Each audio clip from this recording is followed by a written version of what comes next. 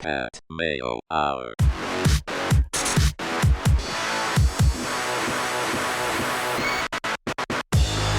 Welcome to the Pat Mayo Hour Fight Night Vancouver.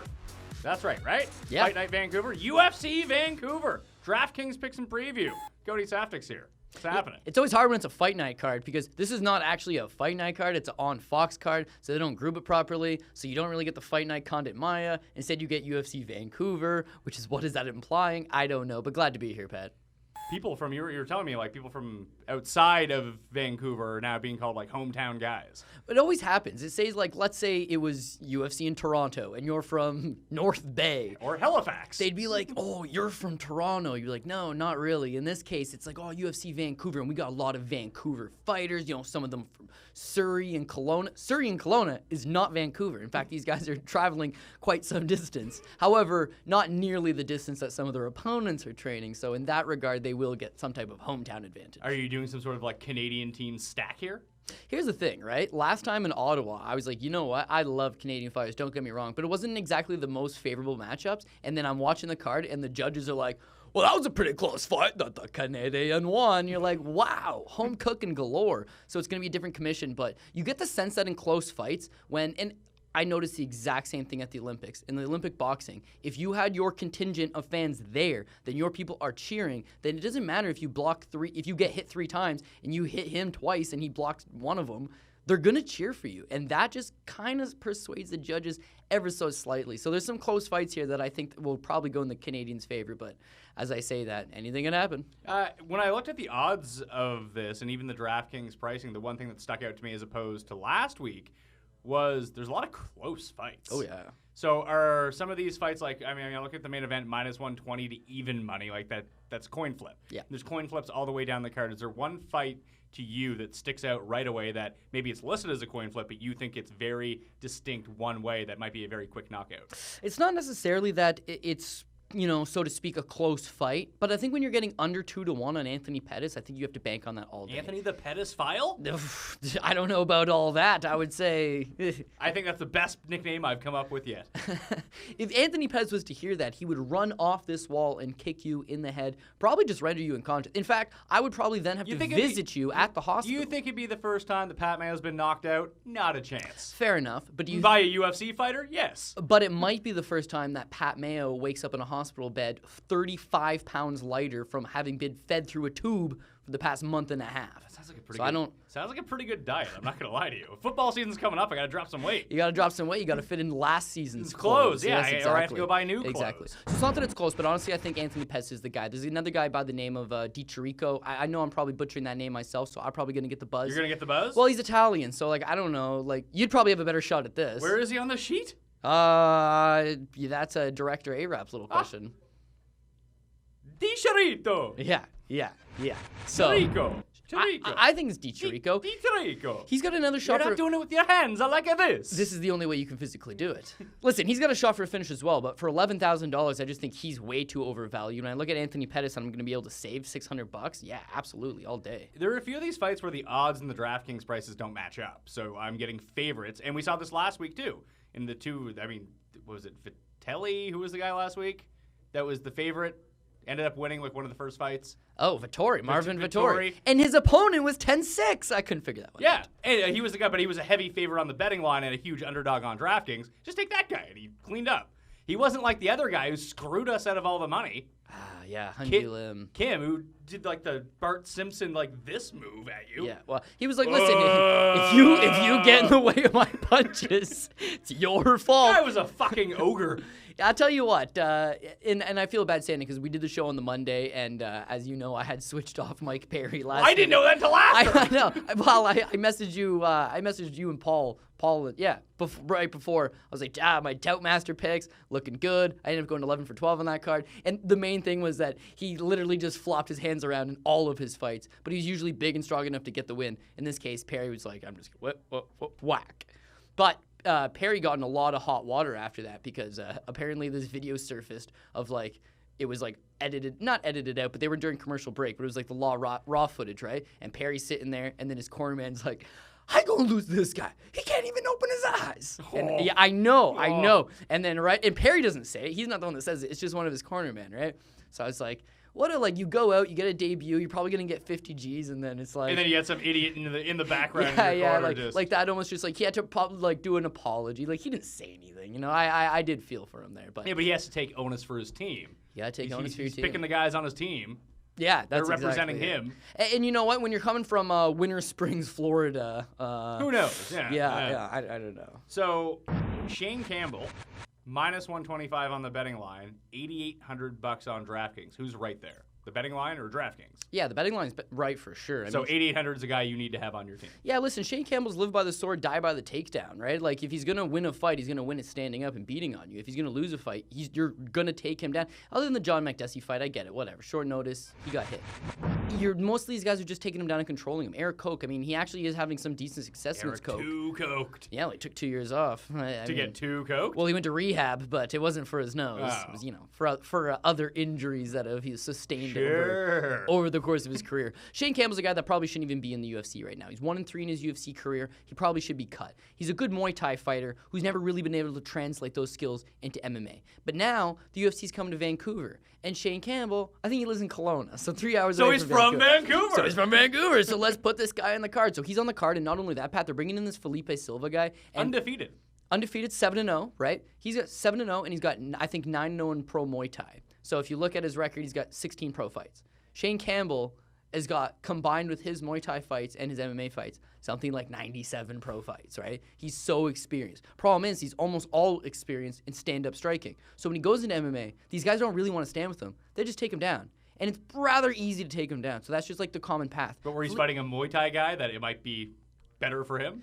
This Felipe Silva would be smart to, you know, switch the script, so to speak. However, he physically has the word Muay Thai tattooed to his chest. So he's committed at this point, right? And I think being that you're undefeated, you've never tasted, how can you tell someone who's knocked out pretty much everyone he's fought? Has never lost to change up your style because you might lose with your style. Yeah. Right. So he's going to travel all the way from Brazil to get here. It's going to tax him. It's going to drain him. Well, it's not like he's flying in the night before.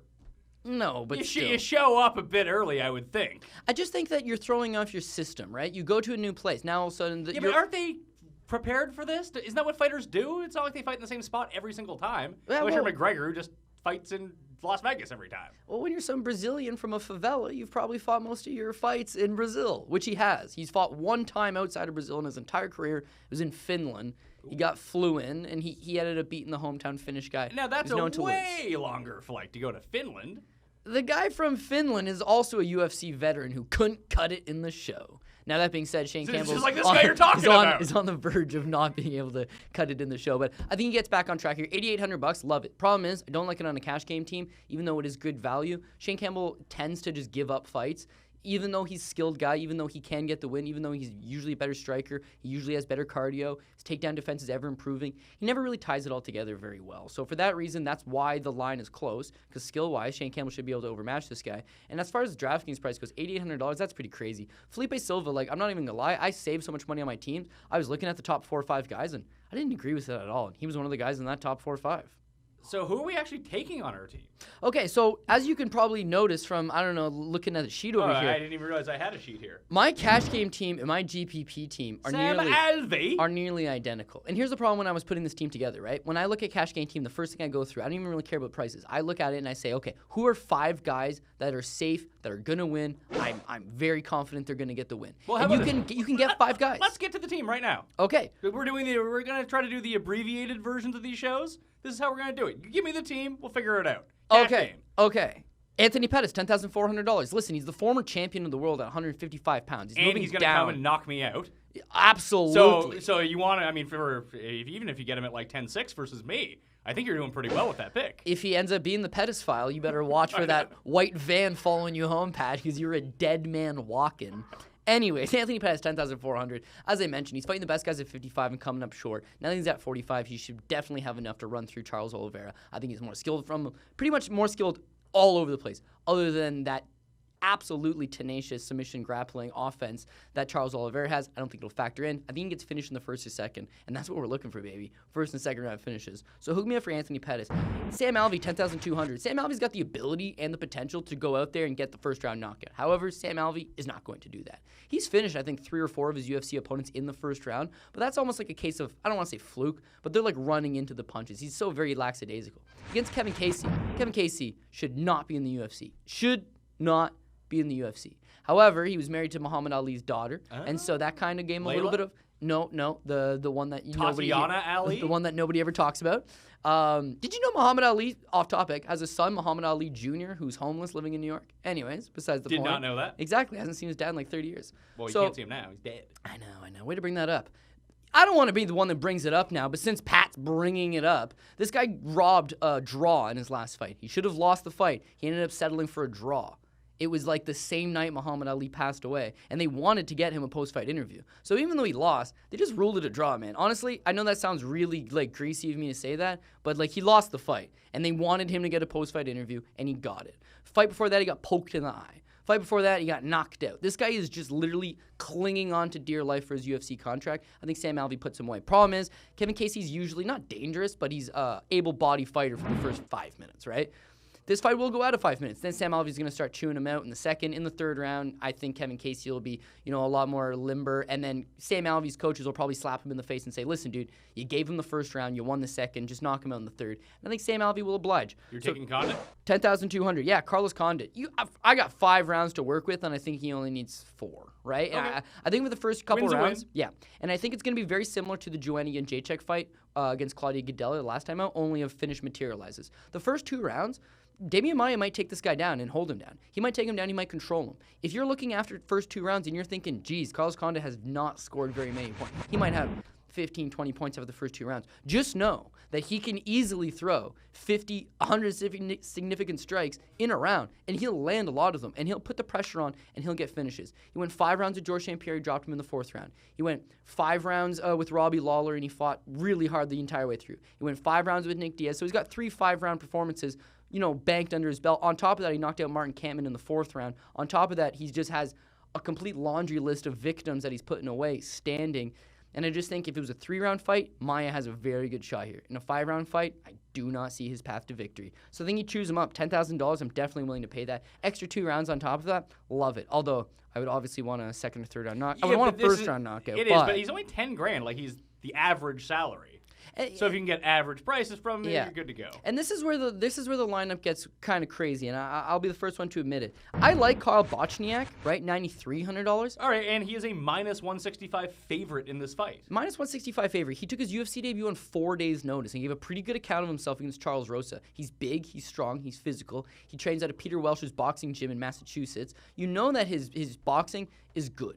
He usually just throws the right hand. It's right hand power, right hand power, right hand power. But against lesser guys, he'll get away with that. His takedown defense, I didn't know what to expect. But against Charles Rosa got him down 1 time on 8 attempts, and it wasn't a great attempt. This guy's strong, he's durable, and he's a total gamer. 29 years old, he's a little bit old. However, the average age for top 15 fighters in the UFC is 30 years old. So he's basically hitting his stride right now, and he's not taking the fight on 4 days' notice. So against Enrique Barzola, he's going to have to keep the fight standing. Barzola's a one-trick pony. You know he wants that fight on the ground, and he will attempt to get the fight on the ground. I just don't see him materializing. And I think Bochniak's fairly safe, especially at $9,300. However, this is where my cash game team is not how it normally is. I got Ryan James on there, and I think Ryan James is going to win, don't get me wrong. But Ryan James is by no means a lock. However, other than Bochniak, Carlos Condit, Sam Alvey, and Anthony Pettis, there's only one other lock, really. And it's that DiChirico guy who I cannot afford. So I got to take someone on a cash game team who definitely has a shot of losing. And the problem with Ryan James is if he loses, on paper, he'll get knocked down the first round. Only because his opponent, Adam Hunter, is 7-1, and he's knocked out 7 opponents, including 6 in the first round. Okay. So that's just his path to victory. But I'm going Ryan James, because Ryan James is a black belt. He's a guy that's gone 3 rounds. He's a guy that's fought in the 4th round. He's fought in championship quality fights. And, as I mentioned, he's a black belt from Vancouver. Adam Hunter is coming from New Brunswick, right? Ugh! That's all you needed to tell me. Exactly. As someone from the east coast of Canada, I can tell you all about New Brunswick. It's the Manitoba of the east. He might have himself an Alpine or Oh, yeah, he's going to be cracking Alpines all day. Exactly. Now, if Donnie Dumphy is to make the trek over in corner. Donnie Dumphy's from Newfoundland. I just group it all together, It's though. not the same thing. Don't tell that to Reed. Reed takes real offense to that. What? Just grouping the East Coast together. Yeah, well, there's a difference between the Maritime provinces and the Atlantic provinces. I don't want to give everyone a Canadian geography lesson. Speaking of that, I said Happy Canada Day to Reed, and he was like, I'm from PEI. And I was like, or Newfoundland. I was like, what? That's in Canada. And he's like, not until 1952 it was. 1949, actually. Right. Okay, so I was like, this is ridiculous, man. I thought George St. Pierre was the only separatist I knew, but apparently there's some out in the East Coast. Is he going to fight here in Toronto? Yes. For sure? Not for Or sure, that's but the very rumor? likely. Is he going to be in the studio? Or are we going to have remember the first year I worked here, we had the Fight Network and Friends party? Oh, yeah. Because UFC was in Toronto. Are we going to have that again? I would say yes, but as you realize, we moved all the cubicles out. And That's fine. We can move all that stuff back around. Yeah, who knows? Listen, I'd be all in on it. It was Can a we great get time. Phil Davis back up again? I hung out with Phil Davis for 10 minutes. He ate all my chicken wings. He ate everybody's chicken He wings. was just mowing chicken wings. This is not a racist comment, by the way. Phil Davis ate the place dry, man. And he was like, man, he noticed I had 5 of them left, and there was none left. He's like, can I have some of your chicken wings? I was like, yeah, man, go ahead. Are you going to say no to Phil Davis? No, listen. He was a big dude. Oh, yeah. Listen, I'd rather take the Anthony Pettis one, because if you fight Phil Davis, you will wake up comfortably in your bed the next morning being like, man, that guy laid on top of me hard for 15 minutes. So, I like Phil Davis. I really do. He's a nice guy. Very nice guy. Listen, Anthony Pettis, to me, very safe and a very good shot at getting the finish. Sam Alvey, to me, very safe and very strong ability to get that finish. Are we on the GPP team now? We're basically going right through the same team. So it's the same team. Carlos Condit, I think is pretty safe, has a great chance to finish. Now with Ryan James, oh yeah, that's how we got off topic. New Brunswick. One guy's a black belt. One guy's from New Brunswick. One guy's from New Brunswick. That's all you need to know. He's a 2-stripe white belt who spent a lot of time in the Army, so it's not like he's a combat sports lifetime athlete. It's not like he comes from a background or anything. And you ever heard of a game called Warhammer? No. Okay, we'll leave it at that. Anyways, moving on to my GPP team. I got basically the same guys. I really like Pettis. I really do. I really like Alvey. I really do. I really like Condit. As I mentioned, I'd take DiChirico, but for 11,000, it's just too thick for my blood. Ryan James, and then finally on GPP, we're going to take Shane Campbell. Okay. Because listen, Shane Campbell's got a move. He's got 2 moves, okay? The one move is the toe stab. This thing is nasty, Pat. Imagine someone's toe being stabbed into your gut. Doesn't sound like much. It's like the Joker in Dark Knight. It's the most... He does the toe stab with the knife. But basically, only you would think, oh, well, you can't bring a knife into the octagon. Shane Campbell's toe... He's a vet. Is a blade, right? He gets you right in the gut, you crumple. And listen, this is not, I seen him do it one time. I've seen him do it a bunch of times, okay? This is nasty. And the thing with Muay Thai fighters is because they stand straight up, it allows him to boot them with the toe stab. Second thing is, you ever heard of a Hadouken? From Street Fighter? Yeah. Okay. Hadouken! Yeah, okay. He knows how to throw a Hadouken, Yeah, right? but can he do the Liu Kang bicycle kick? Because if he could... I have not seen it yet. However, it was a World Series of Fighting fight, right? Shane Campbell hit him with the toe stab, and when the guy hit down to his knees going oh, because all your bowel movements are about to let go, man. You're done. As he was lying on the ground oh, he got hit with a Hadouken. And then the poor son of a bitch tried to get back up. Derek Boyle, tough dude, by the way, tried to get back up, and Shane Campbell absolutely wrecked his day.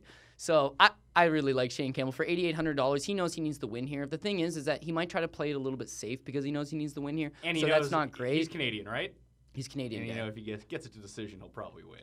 However, he's now living in Vancouver. He used to come from Vancouver. He used to come from Stony Creek. Stony Creek, pretty much Hamilton. He doesn't want to lose. Go back out to Hamilton. That's just not something he wants to do. If you losing and going back to New Brunswick. Oof, which is probably the more likely scenario here for Adam Hunter. So, last thing on Ryan James, he's 35. He's making his UFC debut. I don't like that. But this is an optimal situation to be making your debut against this quality of guy. Cody Saftik, check him out on Twitter at CJ Saftik, and check out the entire Bookie Beatdown on the Fight Network, or follow that on Twitter at Bookie_Beatdown. I'd stay in here longer, but Pollock's giving me the eyes here. He has to be in here in 5 minutes. Oof. And I don't need John Pollock mad at me, trust me. No, they'd be like having... He's a silent killer. I got Anthony Pettis coming at me. Phil Davis, and John Pollock. They're just going to beat the shit out of me. That white van parked out there has lots of space. Who knows how many people are waiting for you. That's basically the new A-team, by the way. You're dead, man. Just like that time that guy on Twitter said he was going to find you and kill you. Exactly. He never did. What a loser. Couldn't even kill me. Pat Mayo. You can send threatening things to me at the PME on Twitter. And remember to subscribe to the Pat Mayo Hour on YouTube and iTunes and wherever. Anyway, FantasyJocks.com. You get belts for winning fantasy football championships. Had to mention that. Pat Mayo. See you next time.